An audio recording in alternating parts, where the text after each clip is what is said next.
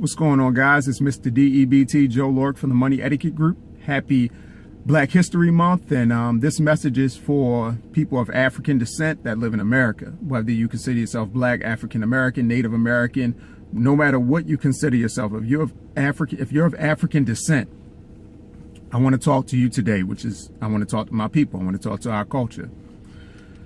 For it seems like decades, 100 plus years, people in our community have been talking about empowering the community and becoming a stronger community from an economic standpoint, okay? People are saying, well, this is the way to do it. Invest in this. We need to come together with our money and pool it and spend it this way. We need to boycott this or spend it that way, invest, buy black. There have been a lot of good discussions and good suggestions put out there in terms of how we can progress as a people, but none of it has actually taken place on a large scale. We've seen some progress, no doubt about that. We've seen a lot of progress, but we haven't seen things taken to a level beyond maybe what was happening in the 60s, to be honest with you. We haven't seen a lot of progress since that time. We've seen some, but in my opinion, not a lot. And that's just from my living experience. I can't speak for everyone. I'm just speaking about my own experience. So today, we got to look at the environment that we live in the United States and say, okay, how do we actually do this? How do we get people to come together to unite behind one thing besides a Black Panther movie or, a Colin Kaepernick movement and standing or kneeling for the flag, or another person that's been murdered that was unarmed by a police officer, or even a person that was murdered by another Black person. All these causes, a lot of social media hype behind all of it, a lot of movements from here to there, but a lot of criticism of it and people who are for it. But what do we actually do? How can we take things to the next level? Well, here's an idea. Tell me what you think about this, okay? What about being able to actually create your own currency and having that currency exchanged to support Black business? Now, this is what I mean by that, okay? Let me give you, if you're not familiar with cryptocurrency and blockchain, I understand, but I'm going to tell you, not as an investment, but how as a tool and a vessel, this could be used to accomplish the goals that have been spoken about in the past, okay? So stay with me. Right now with cryptocurrency, you have the ability through blockchain technology to create a currency which can be circulated through a small community. And this is what I mean by that. Let's just say I created a cryptocurrency and called it Reparations coin. Okay, Reparations coin. And I convinced several throughout the United States, several Black businesses in the community to accept this coin as a currency. So per se, before any value is added to the currency, I'm saying, okay, here's a car repair shop. Here's a HVAC company. And I say, look, guys, if you exchange this cryptocurrency, okay, this coin we created, Reparations coin, between each other for services, and instead of exchanging money, you say, okay, it's almost a barter system, right? Saying that if you do this service for me, I'll buy or use these coins that we created. And we can exchange these coins instead of exchanging dollars for services. Okay, so if you build that network, and we have doctors in that network, or let's just not say doctors because of practice laws. Okay, let's just say we have different type of businesses of regular use. We have people who sell food, markets in there. We have people who have restaurants in this community. We have people who repair cars, like I said, in this community. We have people who do photography, videography in this community. We have instructors in this community. We have everything that's a regular part of society where we spend our money, clothing designers in this community. We get people to agree to accept this coin that's created by us as a means of exchange for services or for products, okay? When you do that and create that currency, what you're doing is you're bringing value to the currency. So the more people that agree to sign on to this business and this currency, which I call the Reparations coin, the more value it brings. And here's the thing about trust, because we have a lot of issues in the community with trust. Cryptocurrency eliminates the need for trust between two people and two groups and two entities, because you have what's called smart contracts, created through Ethereum, let's just say, where there are a certain set of rules which make sure we can't cheat each other in business. So now trusting another person is out of the picture. The system itself creates the trust.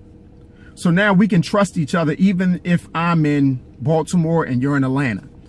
If I'm in Baltimore and you're in New York, or you're in LA, the system makes sure that we have trust between each other. So that's not an issue.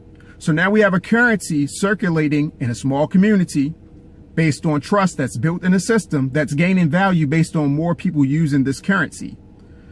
So we have this currency we created, and we as the business owners are holders of this currency, and then any consumer that uses it also are holders of this currency, and they buy in. Okay, they buy into this currency. So you do have to spend some initial dollars, but let's just say these are pennies on the dollars that you have to spend to acquire this currency. Some businesses may receive this currency free as being a part of this program, so they don't even have to buy in, they just have to use it and utilize it. After you have this system growing, then you open up this network to the rest of the country, and you say everybody else can buy in. So essentially what you're going to be doing is you're creating a currency which started in your community. By having it accepted at businesses, it has values, okay, real world usage. And then when the next level of investors want to get in, you charge them more than what you bought it at or what you invested at, which for some people it's going to be zero. So say you put it out to the market through an ICO, you let people invest in it, and it starts off at 25 cents, okay, for each coin. This coin has great potential for growth based on real world usage, because it'll actually be cheaper for a time frame to use these coins to actually acquire services and products than it would cost by using $1. So you're undercutting $1 slightly, but not completely. As time goes on, the value will rise and continue to go up. Within a year, this could blow up, right? So essentially, those who held these coins and who used them from the beginning will see that the value of their coins, okay, their native coins, their currency, has risen 1,000-fold based on real world usage. Now, if you look at the crypto market, you see that people have been hyping up coins, and without even having real world usage, has seen those coins increase 1,000, 2,000, 3,000% without real world usage. And I'm saying that with real world usage in a certain community, you could essentially create a coin and charge everybody else more for that coin. So they're paying more to use those services than the original investors, the community, if you're following me. So essentially, you created your own coin, circulated the coin within your community, and then charge people, other people, outsiders, more money to use that coin. So the original investors will always be the people that make the most money off of this coin. What that would be doing is increasing the buying power and improving the economic standard for all groups involved in the beginning, more than you could have over the last 100 years. This could improve the economic standing in one community faster or more quickly than the efforts of those who have been putting forth efforts to grow black business, grow the black economy, the African economy, whatever you want to call it.